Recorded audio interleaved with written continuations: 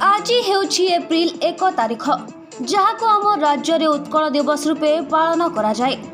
ଏହି ପରିପ୍ରେକ୍ଷୀରେ ଟିଟଲାଗଡ଼ ଲୋକସମ୍ପର୍କ ଓ ସୂଚନା ବିଭାଗ ଦ୍ୱାରା ଆୟୋଜିତ ଏହି କାର୍ଯ୍ୟକ୍ରମରେ ପ୍ରଥମେ ସହରର ବିଭିନ୍ନ ଛକରେ ଥିବା ଓଡ଼ିଶାର ବରପୁତ୍ରମାନଙ୍କ ପ୍ରତିମୂର୍ତ୍ତିରେ ମାଲ୍ୟାର୍ପଣ କରି ଶ୍ରଦ୍ଧାଞ୍ଜଳି ଜ୍ଞାପନ କରାଯାଇଥିଲା।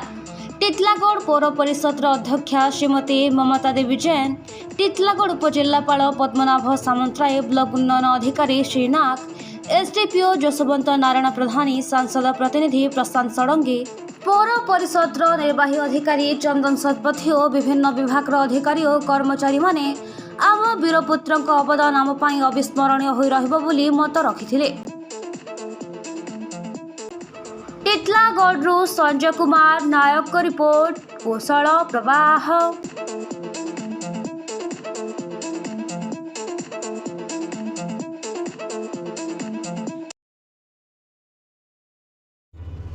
आवासिक विद्यालय दिगरे एक सफल पदक्षेप बलांगीर सहरर भगवती नगर रे अवस्थित विद्या भारती आवासिक विद्यालय कोचिंग रो जेभଳି उन्नत व्यवस्था रही, स्मार्ट क्लास रो सेभଳି आकर्षणीय व्यवस्था रही।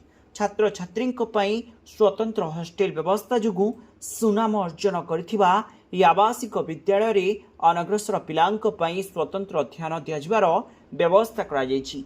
एसहित कंप्यूटर शिक्षार व्यवस्था एवं यातायात पई बस व्यवस्था जुगु छात्र छात्री भितर उत्साह सृष्टि होइछि।